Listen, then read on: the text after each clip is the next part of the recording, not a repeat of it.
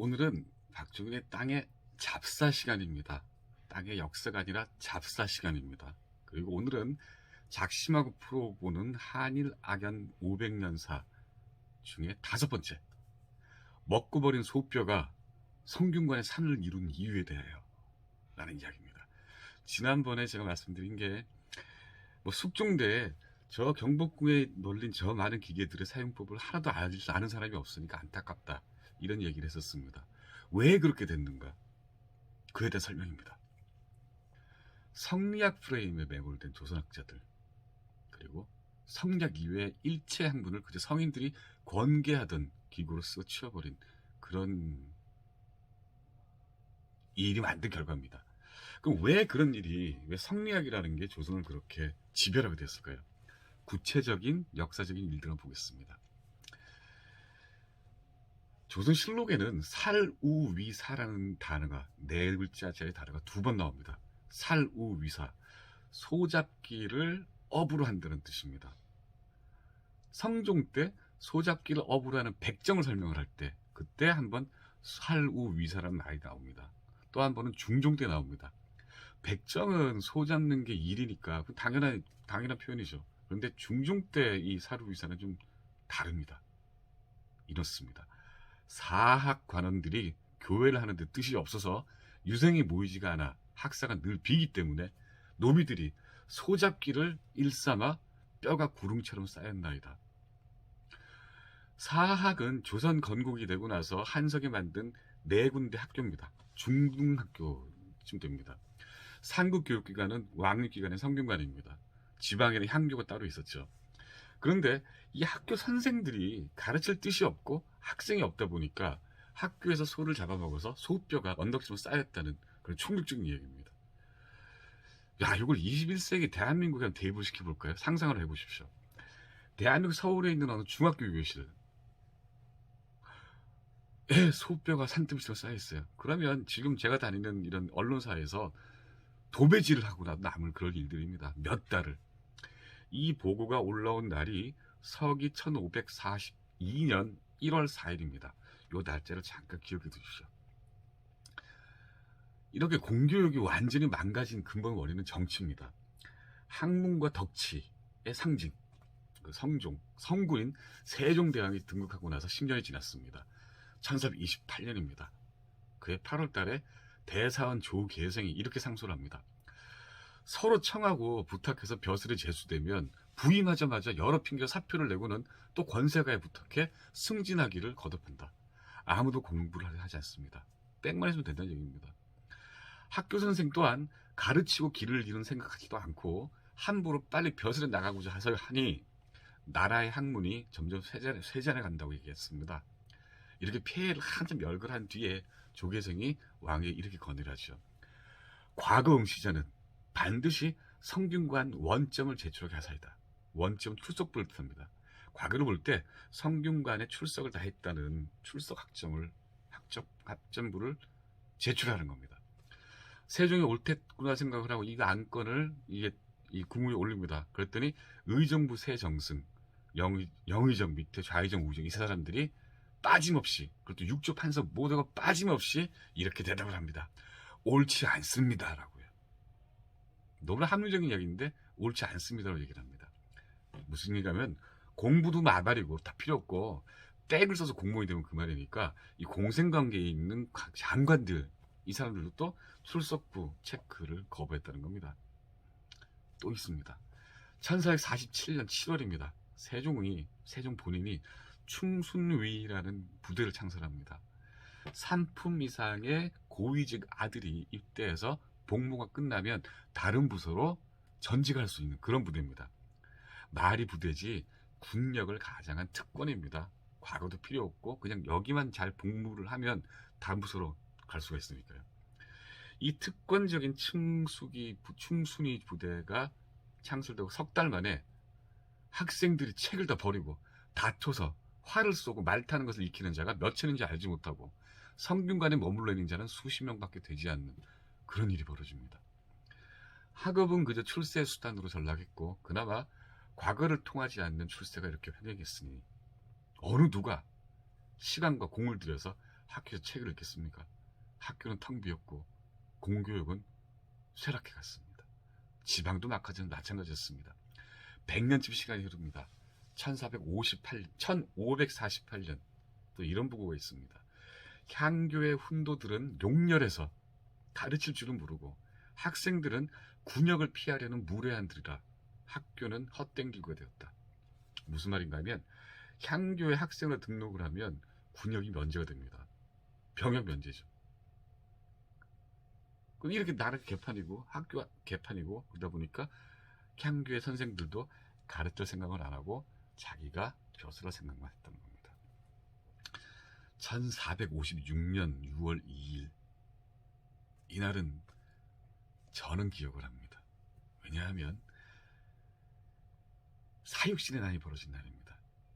쿠데타로 권력을 잡은 세조에게 집현전 학자들이 반역을 꾸미다 적발이 됩니다. 그 중에 한 분이 사실은 제 먼 할아버지십니다. 사육신 사건입니다. 나흘 뒤에 세조는 집현전을 폐지해버립니다. 반역의 소굴이니까요. 근데 집현전은 고려 때부터 있었던 왕실 학문 연구기관입니다. 세조는 이 집현전 출신인 반역자들의 재산을 몽땅 몰수를 해서 쿠데타 동지들에게 나눠줍니다. 공신들에게. 세조 정권은 그러니까 어디 그 정당성이 없었습니다. 그렇기 때문에 이 쿠데타로 집권한 정권이 할 수 있었던 일은 부국강병이었습니다. 이 권력 찬틀의 불법성을 부국강병책으로 덮었습니다. 실제로 부국강병을 이뤘죠. 그리고 세조 본인은 불교에 심취했습니다.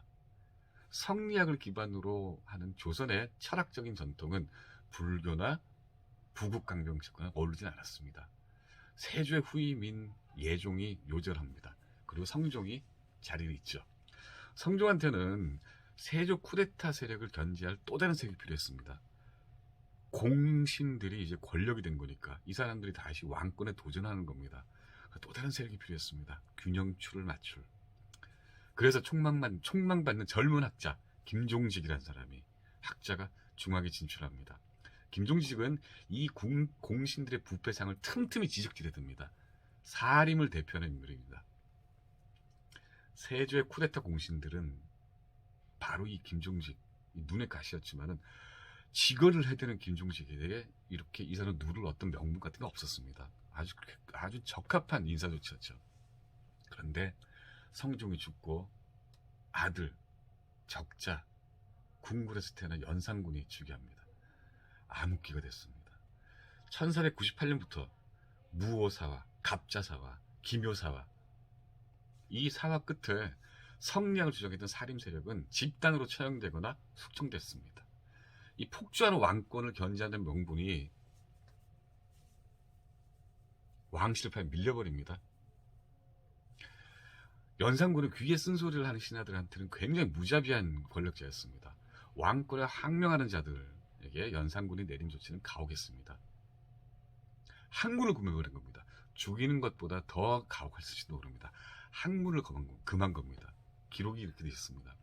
왕이 문신을 베어 죽이고 내쫓아서 거의 다 한 뒤에 독서와 교류를 법으로 금하니 사대부 집에서는 그 자손들에게 배우지 못하도록 경계하게 되었고 성균관은 활쏘기 경연장과 기생 파티장이 됐다.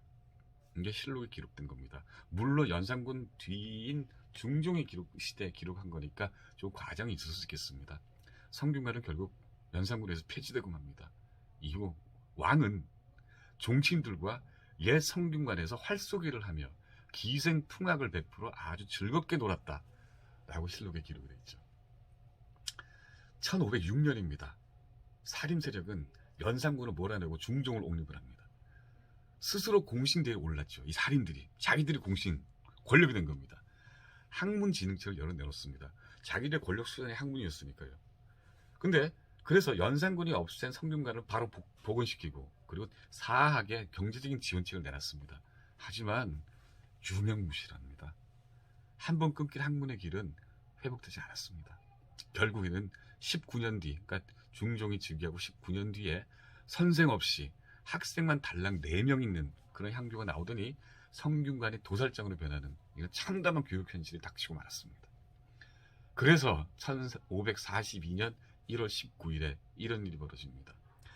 학궁이 텅 비어 소를 도살하는 곳으로 쓰이기까지 하여 지극히 해괴하고 놀랍다. 아까 소뼈가 쌓여 있다는 곳, 거기는 처음에는 사학이었습니다. 중등기관인데, 그러고 보름이 있다가 다시 조사를 해보니까 학궁, 성균관까지 도살장으로 변해 있는 겁니다. 그렇게 학문은 암흑이 되어버리고 말았습니다. 그래서 중등인 사학만이 아니라 왕립대학인 성균관까지도 도살장으로 쓰여졌다는 사실이 밝혀진 겁니다. 요즘 나라는 인문학을 경시한 출세지향적인 교육, 그리고 부패한 정치가 서로 어깨동무하고서 만든 아수라장이었습니다. 그때 중종을 옹립하고 권력을 차지한 사람들이 사림이었습니다. 사림파. 여말 선초에 왕조 교체를 반대를 하고 초야에 묻힌 유학자 후손들입니다. 이 사람들의 정신적인 지주는 정몽주였습니다. 권력을 싫어하고 그리고 학문을 닦던 그런 사람들이죠. 지조와 절기를 지키려던. 연산군 때 벌어진 사화들로 정계 진출이 사실상 막혀버리고, 그리고 고향에서 경전을 읽고 때를 기다리던 사람들입니다. 교실이 도살장으로 변한 이 어이없는 실태가 보고가 되고 1년 뒤에 경상북도 풍기에 현감으로 있던 주세붕이라는 사람이 성리학 교육기관을 만듭니다. 그게 백운동 서원이고 지금 소수서원이라고 부릅니다. 풍기 소수서원, 조선 최초의 서원입니다. 왕들은 허물어져 버린 공교육 대신에 새로 일어나는 이 살인의 학교, 서원을 적극적으로 후원하게 됩니다. 개판 일보 직전이던 교육과 정치가 바로 1543년 성리학을 가르치는 사립학교 서원이 등장하게 된 기본적인 배경입니다. 1543년 기억나십니까? 도살장이 성균관과 사학이 도살장으로 변하고 있다는 보고가 중앙에 올라오고 나서 딱 1년이 지난 해입니다. 1543년입니다. 배움터가 도살장이 됐습니다. 성리학을 똑바로 가르치고 성리학 성현을 직접 모시겠다고 만든 공간이 사립기관인 서원입니다. 그 해가 서기 1543년입니다. 1543년, 지난 시간에 들어본 기억이 있을지 모르겠습니다. 바로 그 해 유럽에서는 코페르니쿠스가 지동설을 발표했습니다.